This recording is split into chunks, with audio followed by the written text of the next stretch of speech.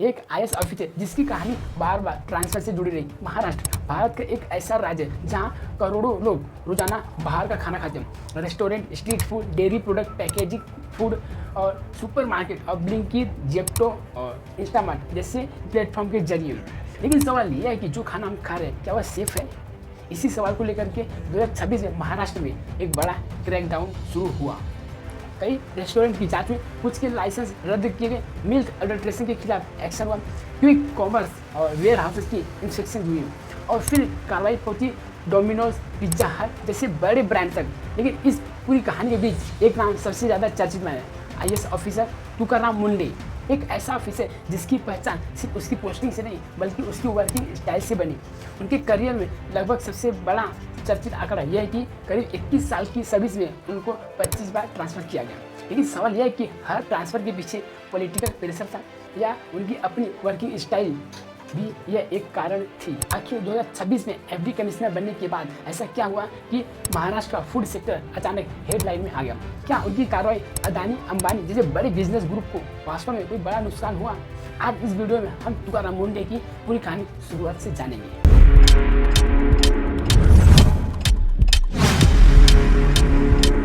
3 जून 1975 को महाराष्ट्र के बीड जिले के ताड़सोड़ गांव में तुकाराम मुंडे का जन्म हुआ। ये वही जिला है जिसे महाराष्ट्र के ड्रॉट पॉइंट क्षेत्र में गिना जाता है। ड्रॉट पॉइंट क्षेत्र मतलब कि पानी की कमी या फिर सूखा पड़ जाना। उनका परिवार जो था वह फार्मिंग बैकग्राउंड से था, यानी कि उनका बचपन किसी लग्जरी इन्वायरमेंट में नहीं बीता। उन्होंने गांव के जिला परिषद स्कूल में पढ़ाई की और पढ़ाई के साथ साथ परिवार के काम में हाथ बटाया। यहीं से शायद उनके अंदर डिसिप्लिन और मेहनत करने की आदत बनी। बाद में उन्होंने डॉक्टर बाबा साहेब अम्बेडकर मराठवाड़ा यूनिवर्सिटी से उन्होंने ग्रेजुएशन किया और उन्होंने पॉलिटिकल साइंस में पोस्ट ग्रेजुएशन किया। लेकिन उनका लक्ष्य सिर्फ ग्रेजुएशन नहीं था, उनका लक्ष्य था आईएएस ऑफिसर बनना। सिविल सर्विस एग्जामिनेशन भारत की सबसे कठिन परीक्षाओं में से एक मानी जाती है। लाखों कैंडिडेट इस परीक्षा को देते हैं, लेकिन कुछ हज़ार कैंडिडेट इस फाइनल सिलेक्शन तक पहुँचते हैं। तुकाराम मुंडे ने भी इस परीक्षा को अपना लक्ष्य बनाया और 2004 में इन्होंने यूपीएससी सिविल सर्विस एग्जामिनेशन को क्लियर किया और उनकी रिपोर्ट ऑल इंडिया जो रिजल्ट आई थी उनकी रैंक 20 थी। इसके बाद 2005 में वह महाराष्ट्र कैडर के आईएएस ऑफिसर बने। एक किसान परिवार से निकलकर यूपीएससी के देश के टॉप कैंडिडेट में अपनी जगह बना ली और यही ज़िंदगी में उनका एक टर्निंग पॉइंट था। लेकिन असली कहानी अब शुरू होने वाली थी। अब एक आईएएस ऑफिसर के पास पावर होती है, लेकिन पावर के साथ साथ एक रिस्पॉन्सिबिलिटी भी होती है। तुकाराम मुंडे की पहचान धीरे धीरे एक ऐसे ऑफिसर के रूप में बनने लगी थी जो फील्ड में जाकर काम करने और रूल को स्ट्रिक्टली फॉलो करने या फिर लागू करने के लिए जाने जाती थी। उनकी यह वर्किंग स्टाइल में सरप्राइज इन्फेक्शन, अकाउंटेबिलिटी, एनफोर्समेंट जैसे एलिमेंट दिखाई देते रहते हैं। उनके सपोर्टर्स कहते हैं कि यह ऑफिसर सिस्टम के सामने नहीं झुकता है और क्रिटिक्स का कहना है कि उनकी वर्किंग स्टाइल बहुत बार अनकॉम्प्रोमाइजिंग रही है और यही डिफरेंस है उनके करियर में दिखाई देता है। अब आते हैं उस आंकड़े पर जिसके कारण तुकाराम मुंडे पूरे देश में चर्चित में आ गए। 25 बार ट्रांसफ़र। 2026 की कई रिपोर्ट ने लगभग 21 साल की उनके करियर में 25 बार ट्रांसफ़र का आंकड़ा दिया। लेकिन यह एक बहुत ज़रूरी बात यह है कि सोशल मीडिया पर अक्सर कहा जाता है कि उनकी हर ट्रांसफ़र के पीछे पॉलिटिकल प्रेशर का कारण बना। किसी आईएएस ऑफिसर का ट्रांसफ़र कई कारणों से हो सकता है। Administration requirement, government decision, department restructuring और टीचर कंप्लीशन, पॉलिसी चेंज या फिर पॉलिटिकल या फिर ब्यूरोक्रेटिक डिसएग्रीमेंट। उनके कई ट्रांसफ़र विवादों और पॉलिटिकल फ्रिक्शन की चर्चाओं में जुड़े रहे। लेकिन हर ट्रांसफ़र का ऑफिशियल कारण पॉलिटिकल प्रेशर नहीं था और यह अभी तक साबित नहीं हुआ है। उनके करियर में सोलापुर का चैप्टर काफ़ी महत्वपूर्ण माना जाता है। यहीं से उनकी फील्ड एडमिनिस्ट्रेशन वाली इमेज काफ़ी मजबूत हो गई। उन्होंने पब्लिक एडमिनिस्ट्रेशन, स्ट्रिक्ट इन्फोर्समेंट और अकाउंटेबिलिटी पर जोर दिया। उनके काम करने के तरीके से लोगों में एक पॉपुलैरिटी बढ़ गई थी उनकी। लेकिन दूसरी तरफ पॉलिटिकल और एडमिनिस्ट्रेशन सर्कल में उनके स्टाइल को लेकर काफ़ी क्वेश्चन उठे। जैसे कि काम करो कंट्रोवर्सी होती है, ट्रांसफ़र की चर्चा भी होती है, नई पोस्टिंग भी होती है, फिर से वही स्ट्रिक्ट स्टाइल में वर्किंग चालू हो जाती है। और यही जो पैटर्न था उनके करियर में दिखाई दे रहा था। अब एक इंटरेस्टिंग सवाल, क्या ट्रांसफ़र के पीछे हमेशा पनिशमेंट होता है? नहीं। आईएएस ऑफिसर के ट्रांसफ़र नॉर्मल एडमिनिस्ट्रेशन का एक प्रोसेस का हिस्सा है, लेकिन अगर किसी ऑफिसर के करियर में बार बार ट्रांसफ़र होते हैं तो वह नेचुरल सवाल उठते हैं। तुकाराम मुंडे के मामले में सपोर्टर्स का कहना है कि वह कंप्रोमाइज़ नहीं करते, इसलिए बार बार ट्रांसफ़र होते हैं। अब आते हैं उनकी करंट स्टोरी पर। 2026 में तुकाराम मुंडे महाराष्ट्र में फूड एंड ड्रग एडमिनिस्ट्रेशन में यानी कि एफडीए के कमिश्नर बने और यहाँ उनकी करियर का एक नया चैप्टर शुरू हुआ। एफडीए का काम सिर्फ मेडिसिन चेक करना नहीं है, बल्कि फूड सेफ्टी का भी एक बड़ी रिस्पॉन्सिबिलिटी है। यानी रेस्टोरेंट से लेकर के फूड पैकेजिंग तक, मिल्क से लेकर के वेयर हाउस तक, फूड मैन्युफैक्चरिंग से लेकर के डिस्ट्रीब्यूटर तक, और हर जगह फूड सेफ्टी स्टैंडर्ड का सवाल उठता है और आता भी है। और मुंडे ने इसी सिस्टम को अग्रेसिवली इन्फोर्स करना शुरू किया। अब एक रिसेंट एग्जांपल देखिए, मुंबई में एफडीए ने एक वेयर हाउस पर कार्रवाई की और एक्सपायर बेवरेजेस की मिलने की रिपोर्ट सामने आई। बताया गया कि एक्सपायर फ्रूटी और एपी फिज का स्टॉक मिला। इसके बाद संबंधित जो कंपनी थी उनका जो फूड लाइसेंस उनको सस्पेंड किया गया। अब सोचिए, अगर कोई एक्सपायर ड्रिंक आपकी जानकारी के बिना मार्केट में पहुंच जाए, यही वजह कि फूड सेफ्टी इन्फेक्शन सिर्फ पेपर वर्क नहीं है, यह सीधा पब्लिक हेल्थ से जुड़ा हुआ है। अब कहानी उस पॉइंट पर पहुंची जहां पूरे देश का ध्यान महाराष्ट्र के एफडीए पर गया।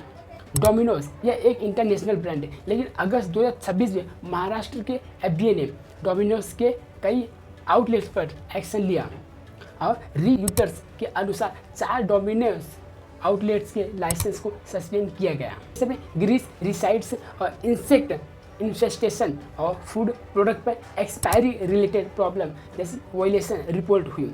कुछ रिपोर्ट में महाराष्ट्र में 5 डोमिनोज के आउटलेट्स एक्शन की जानकारी में आया। अब सवाल यह नहीं था कि छोटे रेस्टोरेंट पर एक्शन क्यों हुआ, सवाल यह बन गया कि अगर बड़ा ब्रांड भी रूल फॉलो नहीं करेगा तो क्या उससे भी एक्शन का फेस करना पड़ेगा। और एफडीए का सवाल प्रैक्टिकली था। हाँ, इसके बाद पिज्ज़ा हट का मामला सामने आया। महाराष्ट्र एफडीए ने एक पिज्ज़ा हट आउटलेट का लाइसेंस सस्पेंड किया। बताया गया कि कुछ प्रोडक्ट पर प्रॉपर फूड एक्सपायरी डेट या इन्फॉर्मेशन नहीं थी। इससे ये एक बड़ा मैसेज सामने आया कि ब्रांड की पॉपुलैरिटी फूड सेफ्टी से रूल के ऊपर नहीं है। अब आ जाए क्विक कॉमर्स की। अब भारत में शॉपिंग का तरीका बदल चुका है। पहले हम ग्रोसरी स्टोर पर जाते थे, अब फ़ोन निकालो, ऑर्डर करो और कुछ मिनटों में सामान आपके घर पे आ जाएगा। Blinkit, Zepto, Instamart. लेकिन यहाँ एक बड़ा सवाल यह है कि इनका जो फूड स्टॉक कहाँ और कैसे रखा जाता है। इसलिए एफडीए की नज़र क्विक कॉमर्स वेयर हाउस और फूड बिजनेसेस सेंटर पर गया। 13 अगस्त की स्टेट वाइड इंस्पेक्शन ड्राइव में 86 इस्टेब्लिशमेंट इंस्पेक्ट किए गए। इसके बाद 14 लाइसेंस सस्पेंड किए गए और रिपोर्ट में poor storage, temperature control problem, cleanness को लेकर के, पेस्ट कंट्रोल को लेकर के और फूड एक्सपायरी वायलेशन को लेकर उल्लेख किया गया। रीयूटर्स ने 12 वेयर हाउसेस के परमिट सस्पेंड होने की और 60 इम्प्रूवमेंट नोटिस की रिपोर्ट की। यानी कि अब सिर्फ रेस्टोरेंट या फिर किचन तक नहीं, बल्कि ऑनलाइन डिलीवरी की सप्लाई चेन भी इस स्क्रूटनी में आ गई। एफडीए की कार्रवाई में ब्लिंकिट, जेप्टो, इंस्टामार्ट से जुड़े फूड स्टोरेज और डिलीवरी सेंटर भी शामिल हो गए। कहीं एक्सपायरी फूड की प्रॉब्लम, कहीं टेम्परेचर कंट्रोल की प्रॉब्लम, कहीं पेस्ट कंट्रोल की इशू आ रही है, और कहीं वर्कर हाइजीन में समस्या हुई, और कहीं स्टोरेज कंडीशन फूड कंडीशन के हिसाब से नहीं चल। इसका मतलब यह नहीं कि पूरे प्लेटफॉर्म अनसेफ है। यह एक इम्पॉर्टेंट बात है कि कुछ स्पेसिफिक इस्टेब्लिशमेंट में वायलेशन पाया गया है और उन स्पेसिफिक लाइसेंस को रेगुलेटर पर एक्शन हुआ। अब आता है सबसे बड़ा कंट्रोवर्शियल सवाल, अंबानी। अब सोशल मीडिया पर एक सवाल काफ़ी पूछा जा रहा है, क्या तुकाराम मुंडे ने अंबानी की कंपनी पर भी एक्शन लिया? जवाब है हाँ। रिलायंस रिटेल से जुड़े एक आउटलेट ने एफडीए की रिपोर्ट सामने आई। बुल्धाना में एक रिलायंस आउटलेट की इंस्पेक्शन हुई। एक काजू कतली प्रोडक्ट को लेकर के कंप्लेंट सामने आई जिसमें फंगस और लाइव लार्वा होने का आरोप था। एफडीए ने स्टॉक के लिए सैंपल लिए और लगभग 11 किलो 34 ग्राम केजी यानी कि 54 बॉक्स का स्टॉक सीज किया और रिपोर्ट का जो वैल्यू है लगभग 10,238 बताई गई। उस काजू कतली की कीमत। रिलायंस रिटेल का एक आउटलेट एफडीए की स्क्रूटनी में आया, लेकिन इससे अंबानी को कुल कितना फाइनेंशियली नुकसान हुआ यह कोई वेरीफाइड आंकड़ा अभी उपलब्ध नहीं है। अब दूसरा नाम आता है अदानी। क्या तुकाराम मुंडे ने अदानी को करोड़ों का नुकसान कर दिया? अभी तक क्रेडिटेबल रिपोर्ट के अनुसार ऐसा कोई वेरीफाइड फाइनेंशियल फिगर अभी तक नहीं हुआ है कि तुकाराम मुंडे ने अदानी को कितना नुकसान पहुंचा, और अभी तक कोई ऐसा मामला सामने नहीं आया किसी भी रिपोर्ट के अनुसार। अब समझिए किसी भी फूड कंपनी पर लाइसेंस सस्पेंशन का एक्चुअल बिजनेस का इम्पैक्ट क्या पड़ता है।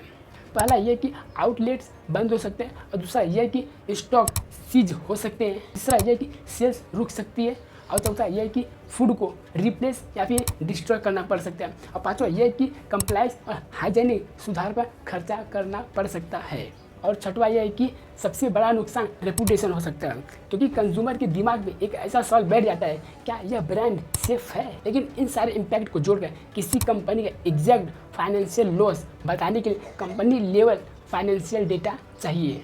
क्या तुकाराम मुंडे सिर्फ बड़े ब्रांड को टारगेट कर रहे हैं? नहीं, यह समझना बहुत ज़रूरी है कि उनकी एफडी कार्रवाई सिर्फ कॉरपोरेट तक सीमित नहीं रही, बल्कि small businesses, local food businesses, milk adulteration network और वेयर हाउसेस और रिटेलर्स और रेस्टोरेंट और क्विक कॉमर्स जैसे बड़े वेयर हाउसेस सेंटर पर छापा मारा और एक्शन लिया। लेकिन क्या उनकी वर्किंग स्टाइल पर सवाल नहीं उठते? एक स्ट्रिक्ट ऑफिसर के लिए सिर्फ एक्शन लेना काफ़ी नहीं है, हर एक्शन कानून के अनुसार होना चाहिए और ड्यू प्रोसेस का भी पालन करना चाहिए। उनकी एग्रेसिवली एडमिनिस्ट्रेशन स्टाइल को लेकर के क्रिटिसिज्म भी सामने आता रहा। एक ऑफिसर जिसकी स्ट्रिक्ट वर्किंग स्टाइल से सपोर्टर्स प्रभावित हैं, लेकिन क्रिटिक्स कहते हैं कि कभी कभी उनकी अप्रोच बहुत अनकम्प्रोमाइजिंग हो सकती है। इस डॉक्यूमेंट्री का सबसे बड़ा सवाल यह है कि 25 बार ट्रांसफ़र क्यों? इसका एक सिंगल आंसर नहीं है। कुछ पोस्टिंग नॉर्मल एडमिनिस्ट्रेटिव ट्रांसफ़र हो सकती है, कुछ गवर्नमेंट डिसीजन हो सकते हैं, कुछ टेनर रिलेटेड हो सकती है, और कुछ मामलों में पॉलिटिकल या एडमिनिस्ट्रेटिव फ्रिक्शन की चर्चा रही। उनके समर्थक ट्रांसफ़र को उनकी अनकम्प्रोमाइजिंग स्टाइल और पॉलिटिकल प्रेशर से जोड़ते हैं, लेकिन क्रिटिक्स उनकी वर्किंग स्टाइल को भी फैक्टर मानते हैं। तुकाराम मुंडे की सबसे बड़ी ताकत क्या है? शायद उनकी सबसे बड़ी ताकत यह है कि उनकी पब्लिक इमेज। जब लोग देखते हैं कि कोई एक गवर्नमेंट ऑफिसर बड़े ब्रांड पर भी एक्शन ले रहे हैं, तो उनके मन में एक परफेक्शन बनता है, कम से कम कोई तो ऑफिसर रूल एनफोर्स कर रहा है। इस वजह से सोशल मीडिया पर उनको काफ़ी सपोर्ट मिल रहा है। लेकिन पब्लिक पॉपुलैरिटी और एडमिनिस्ट्रेटिव करेक्टनेस दोनों एक चीज़ें नहीं हैं। इसलिए एक ऑफिसर पॉपुलर हो सकता है और वह फिर भी किसी स्पेसिफिक एक्शन में लीगल मिस्टेक कर सकता है। इसलिए दोनों को अलग रखना बहुत ज़रूरी है। महाराष्ट्र एफडीए का नया मैसेज 2026 में मुंडे की कार्रवाई में से एक बड़ा मैसेज निकलता है। फूड सेफ्टी सिर्फ छोटे दुकानदारों की जिम्मेदारी नहीं है। अगर कोई इंटरनेशनल ब्रांड है तो भी उसे रूल फॉलो कर लोगे, अगर क्विक कॉमर्स कंपनी है तो भी रूल फॉलो कर लोगे, अगर छोटा रेस्टोरेंट है तो भी रूल फॉलो करना पड़ेगा, अगर कोई बड़ा बिजनेस ग्रुप है तो भी उसे रूल फॉलो करना पड़ेगा। अगर कोई गवर्नमेंट डिपार्टमेंट एक्शन लेता है तो उसे लॉ और प्रोसीजर फॉलो करना होगा, यानी कि अकाउंटेबिलिटी दोनों तरफ होनी चाहिए। तुकाराम मुंडे की कहानी एक किसान परिवार से निकलने वाले एक बच्चे से शुरू होती है। वह एक गांव से एक साधारण परिवार से आते हैं। उन्होंने पढ़ाई किया, यूपीएससी का पेपर दिया, उन्होंने रैंक 20 लाई और आईएएस ऑफिसर बने, और फिर एक के बाद एक पोस्टिंग और ट्रांसफ़र होती रही। उनको 21 साल के करियर में लगभग 25 बार ट्रांसफ़र हुई और 2026 में वो महाराष्ट्र एफडीए कमिश्नर बने, जहां उन्होंने फूड सेफ्टी को एग्रेसिवली आगे बढ़ाया, रेस्टोरेंट पर एक्शन लिया, मिल्क एड्रेशन पर एक्शन लिया, एक्सपायरेशन प्रोडक्ट पर एक्शन लिया, डोमिनोज और पिज्ज़ा हट पर एक्शन लिया, अब ब्लिंकिट, जेप्टो, इंस्टामार्ट पर जैसे फूड सेंटर पर भी एक्शन लिया, और रिलायंस रिटेल्स का एक आउटलेट इस एफडीए के अंदर आया। तुकाराम मुंडे की कहानी में एक बड़ा सवाल पैदा होती है, क्या एक गवर्नमेंट ऑफिसर को सिस्टम के प्रेशर के बावजूद स्ट्रिक्ट रहना चाहिए? क्या स्ट्रिक्टनेस के साथ कॉम्प्रोमाइज़, कंसल्टेशन और ड्यू प्रोसेस भी उतना ज़रूरी है? शायद इसका जवाब पूरी तरह ब्लैक या वाइट नहीं है, लेकिन एक बात साफ है, अगर फूड हमारी ज़िंदगी का हिस्सा है तो फूड सेफ्टी भी हमारी प्रायोरिटी होनी चाहिए। अगर कोई ऑफिसर बड़े बड़े ब्रांड को सवाल पूछता है तो जनता का भी सवाल वही होना चाहिए, क्या कार्रवाई सही हुई या नहीं, न कि सिर्फ इसके खिलाफ थी। यही तुकाराम मुंडे की कहानी का सबसे बड़ा लेसन है। ये वीडियो का पार्ट 1 है और पार्ट 2 बहुत ही जल्द आ जाएगा, तो चैनल को सब्सक्राइब कर लो और वीडियो को लाइक करो और शेयर भी करो। क्या और इसमें क्या गलती जो मैंने की है आप कमेंट सेक्शन में बता सकते हो।